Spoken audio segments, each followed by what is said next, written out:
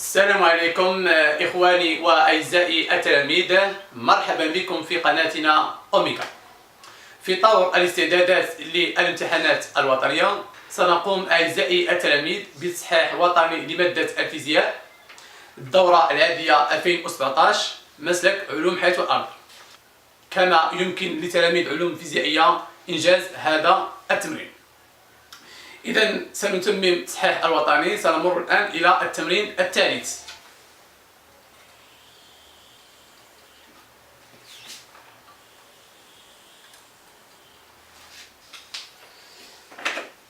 إذا سنتمم تصحيح الفقرة الثانية من الوطني 2017 الدورة العادية. إذا الفقرة الثانية دراسة حركة متذبذب. الفقرة الثانية دراسة حركة متذبذب. إذا إخواني التلاميذ سندرس في هذه الفقرة فقط النواة المرن. إذا نقرأ المعطيات. نثبت الجسم S السابق ذي الكتلة M 0.4 كيلوغرام بنابض أفقي لفاته غير متصلة وكتلته مهملة وصلابته K. نزيح الجسم S بالمسافة XM. إذا هنا يجب الانتباه. لدينا النابض في الحالة النرجية كالتالي: الجسم S مركز الفصول والموجهة E والمحور X. إذا نزيح. إذا هنا لدينا استطالة. إذا نزيح الجسم S بالمسافة XM عن موضع توازنه. إذا لدينا استطالة بالمسافة XM. لدينا استطالة للنابض أو موضع التوازن المستقر. إذا نزيح الجسم S بالمسافة XM عن موضع توازنه XM. إذا X يساوي XM. لدينا استطالة ثم نحرره بدون سرعة. إذا V تساوي 0. نحرره بدون سرعة بدئية. نعلم موضع مركز قصور G بالأفصول X على المحور OE ونختار لحظة مرور G من موضع التوازن بسرعة V0. إذا الجسم S يمر من موضع التوازن O بسرعة V0 تخالف 0. هنا السرعة تساوي 0 لأننا نحرره بدون سرعة بدئية، أما هنا تخالف 0 وتكون قصوية. ونختار لحظة مرور G من موضع التوازن بسرعة V في المنحى الموجب أصلا للتواريخ. إذا هنا توجد T = 0. هذه هي السرعة البدئية في المنحى الموجب.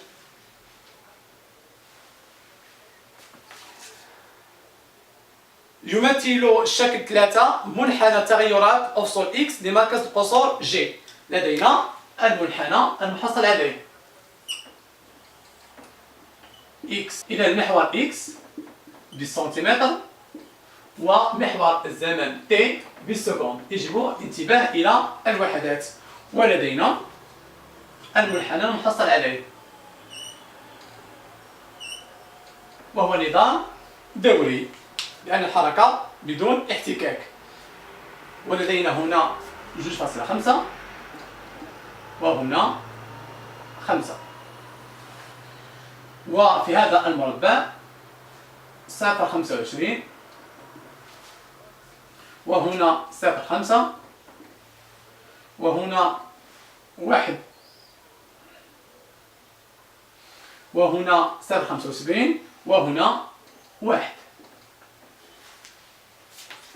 إذا السؤال يقول: عين مبيانيا قيمة كم الضوء الخاص T0 والوسع الحركة XM ثم أوجد صلابة K.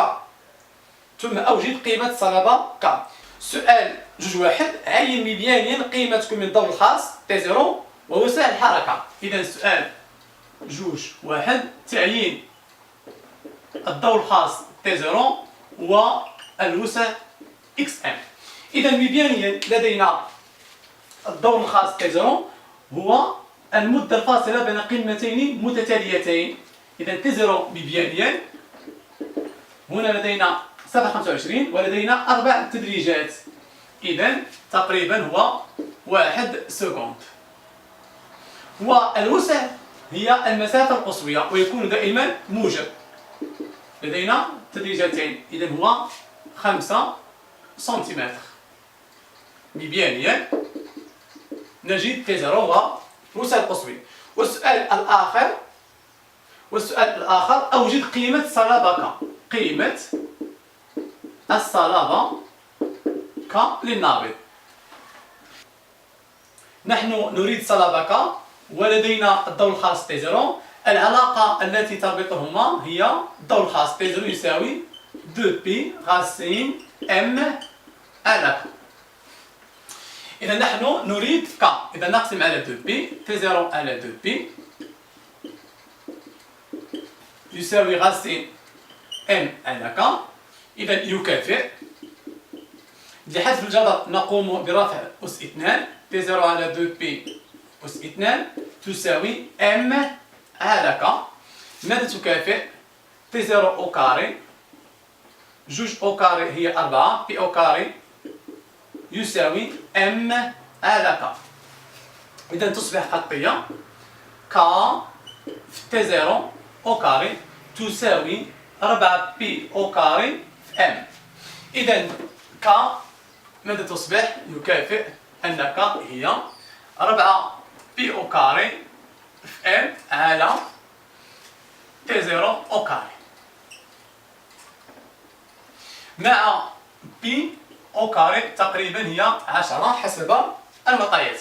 إذا التطبيق عددي أبليكاسيون نيميريك K هي 4 في 10 مضروبة في الكتلة هي 0.4 مقسوم على T0 هو 1 سكوند.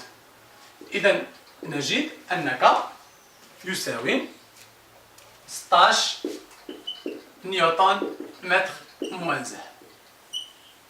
هذه هي قيمة الثابتة K. فيما يخص الوحدة، كيف نجد وحدة K؟ نحن لدينا F كما قلنا في الدرس تساوي Kx. إذا K تساوي F على X. بما أن F قوة إذا وحدتها نيوتن وX مسافة وحدتها المتر. إذا نجد وحدة K هي نيوتن متر موازي. هذا فيما يخص السؤال الأول.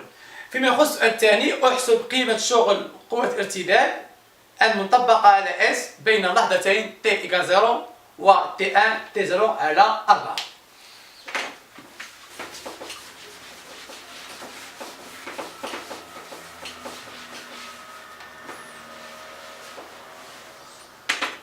إذا فيما يخص السؤال الثاني، قيمة سؤال جوج شغل قوة الارتداد F بين اللحظتين T = 0 و T1 = T0 على 4. ماذا يعني؟ يعني أن T1 تساوي 1 على 4 لأننا قلنا في السؤال السابق أن T0 يساوي 1، يعني T1 تساوي 0.25. إذا نريد قيمة شغل F بين اللحظتين T = 0 و T يساوي 0.25. إذا بما أن شغل قوة ارتداد F بين اللحظتين T0 و T1 يساوي 1 على 2 K X0 أو كاري ناقص X1 أو كاري. علاقة شغل قوة الارتداد. إذا حسب المبيان مبيانيا لدينا عند اللحظة T0 يساوي 0 الأفصول X0 هو 0. عند اللحظة T0 الأفصول هو 0. وعند اللحظة T1 قلنا هي T0 على 4 تساوي 0.25 سكوند. لدينا X1 مبيانيا عند اللحظة T 0.25 مبيانيا نجد X1 تقريبا هو 5 سنتيمتر. وك كما وجدنا 16 نيوتن متر منزه. إذا نعوض تطبيق عددي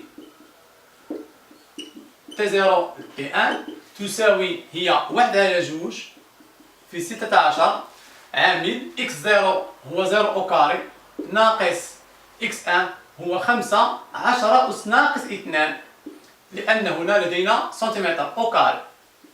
فماذا نجد؟ نجد أن الشغل قوة F T0 T1 يساوي، إذا نحسب، يساوي ناقص 0.002 جول. إذا أردنا أن نحولها هي تقريبا ناقص 20 في 10 أس ناقص 3 جول، يعني هي ناقص 20 10 أس ناقص 3 هي ميلي جول. ومنه الشغل F بين اللحظتين T0 و T1 هو ناقص 20 ميلي جول. كما تلاحظون إخواني التلاميذ أن الشغل قوة ارتداد F سالب، وهذا بديهي لأن F قوة مقاومة. قلنا إذا كان الشغل موجب يكون شغل محرك، أما إذا كان سالب يكون الشغل مقاوم. هذا فيما يخص السؤال الثاني. بقي لنا إخواني التلاميذ السؤال الثالث.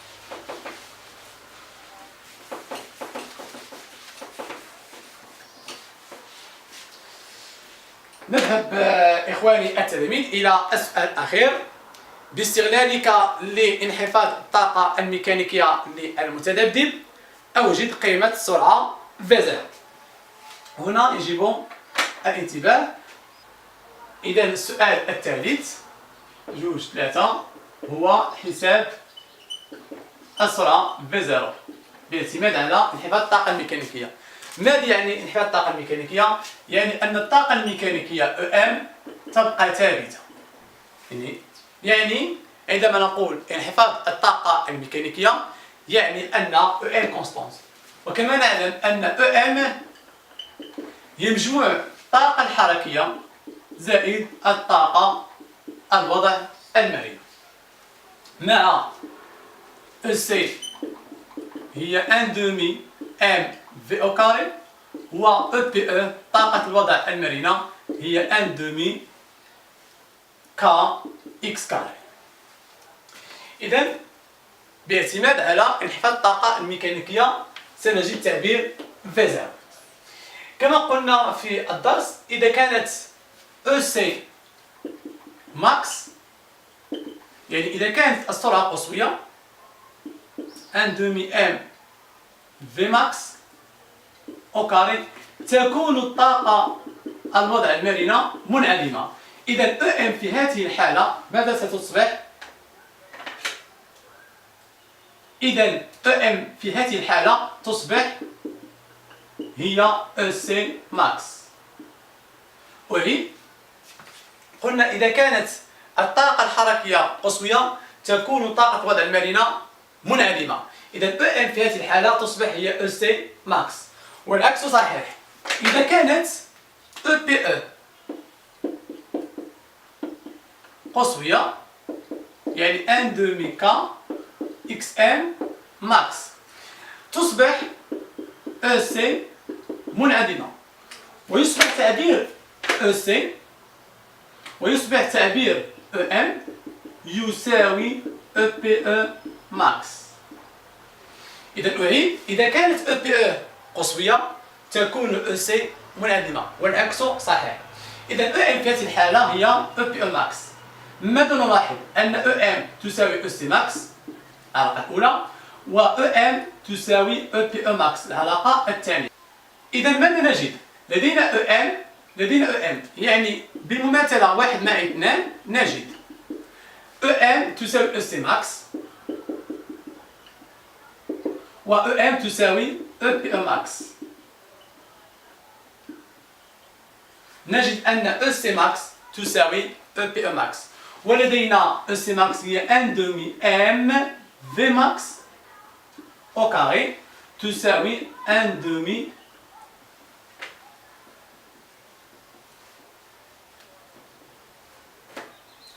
تساوي 1 demi K X max au carré مع V max في هذه الحالة هي V0 لأن السرعة كما قلنا هنا تكون منعدمة ولكن في موضع توازن مستقر تصبح أسوية.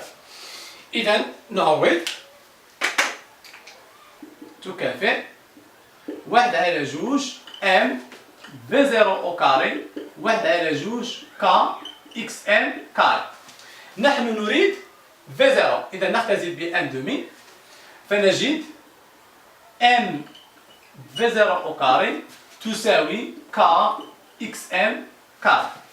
إذا نقسم إذا نحن نريد V0 إذا V0 أو كاري هي K على M إكس إم كاري. إذا أو كاري يصبح جذر إذا V0 هي الغاسين ديال K على M إكس إم كاري. إذا نجد V0 هي الغاسين K على M وغاسين ديال إكس إم كاري هي إكس إم. هذا هو تعبير السرعة القصوية. إذا تطبيق عددي V0 هي غاسين K كما قلنا هو 16 M 0.4 و إكس إم كما قلنا هو 5 في 10 أس ناقص 2. إذا نحسب فنجد V0 هي 0.316 متر سكوند موان زان يعني تقريبا V0 هي 0.32 متر سكوند موان زان.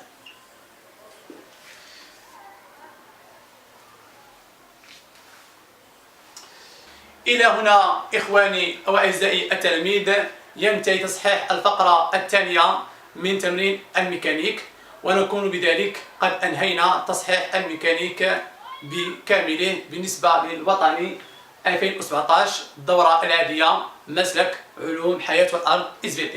فما عليكم إخواني التلاميذ إلا مراجعة هذه التمارين والتدرب عليها. لا تبخلوا علينا بالاشتراك بالقناة ولا تبخلوا علينا بملاحظتكم واقتراحاتكم وشكرا وإلى فرصة قادمة إن شاء الله.